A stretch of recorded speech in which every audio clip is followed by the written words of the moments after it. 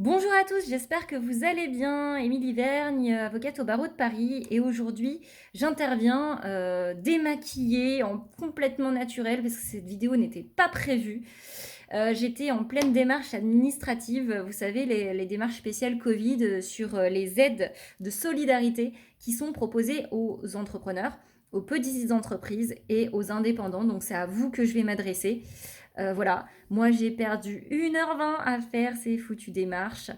Voilà, donc si ça peut vous aider cette petite vidéo, eh bien c'est cadeau. Alors première chose, j'ai regardé des informations partout, j'ai trouvé, c'était le bazar. Du coup j'ai fini par appeler l'URSSAF qui m'a donné des informations très claires. Donc première chose qu'il faut savoir, c'est que ce fonds de solidarité, il est prévu par les impôts. Donc du coup ça veut dire qu'il faut aller d'abord sur le site des impôts, impôts.gouv.fr. Et là, vous allez faire une demande, donc je verrai plus tard, juste après la demande. Et si cette demande est refusée, ce n'est qu'à ce moment-là que vous pourrez faire une demande auprès de l'URSSAF. Et l'URSSAF vous demandera de justifier du refus des impôts. Voilà.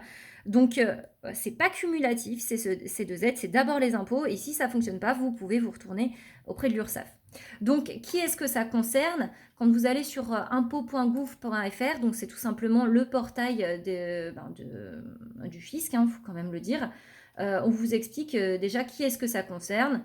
Donc, on vous dit que c'est les TPE de 10 salariés ou moins qui ont un chiffre annuel inférieur à 1 million d'euros et un bénéfice annuel imposable inférieur à 60 000 euros sur le dernier exercice. Et voilà, et qui ont perdu 50% de leur chiffre d'affaires en mars 2020 par rapport à mars 2019.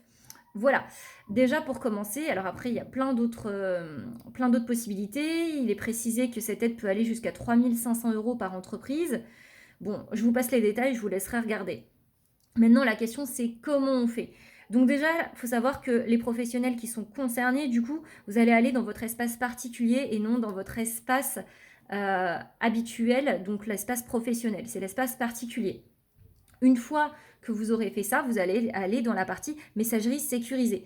Cette partie-là, en fait, elle est en haut à droite. Donc, quand vous allez dans la partie messagerie sécurisée, vous avez d'abord le logo recherche, ensuite le logo messagerie sécurisée, ensuite le logo mon profil et enfin le logo déconnexion. Bon, bah c'est simple, c'est le deuxième, messagerie sécurisée. Vous cliquez dessus, très bien, vous avez tout votre tableau de bord, prélèvement, blablabla, j'en passe et des meilleurs. Et puis ensuite, vous avez la rubrique en gros, vous allez avoir écrit en gros mes échanges. Très bien, en gros et en gras. Et sur cette partie-là, vous allez avoir juste en dessous 3 volets qui vous sont proposés. Le volet mes échanges, le volet écrire et le volet mes brouillons.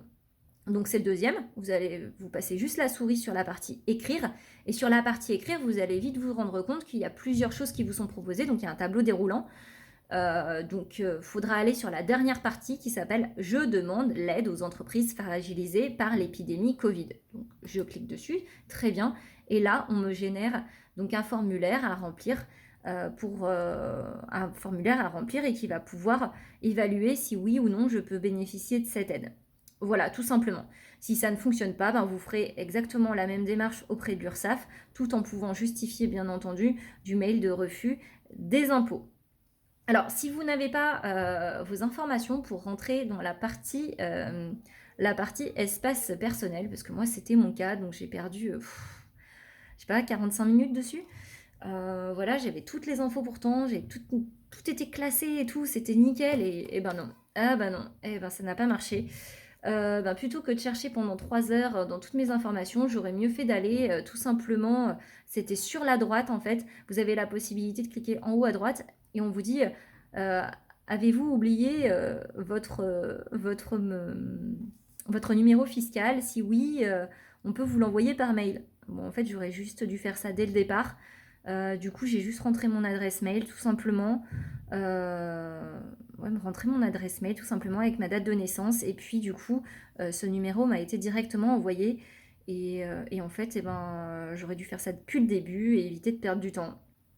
Donc, donc pensez bien à faire ça pour éviter de faire comme moi. Autant se servir les uns des autres, des erreurs des uns des autres pour avancer plus rapidement. Et puis du coup, une fois que vous avez ça, vous êtes dans votre espace personnel et vous pouvez faire tout le nécessaire. Voilà. Mais écoutez, là, je suis sortie de ma zone de compétence, je vais pas vous le cacher, hein, parce que c'est pas quelque chose que j'ai l'habitude de faire. Moi, le fiscal et moi, c'est... Non, c'est pas ma compétence du tout. Et puis voilà, je déclare mes impôts comme vous, quoi, tout simplement. Et, et je me suis dit, bah pourquoi pas? Pourquoi pas, si ça peut aider, tout simplement. Je vous souhaite une bonne journée, bon courage en cette période de confinement. J'espère que ça ira bien pour tous. Et je vous dis à très bientôt. Au revoir.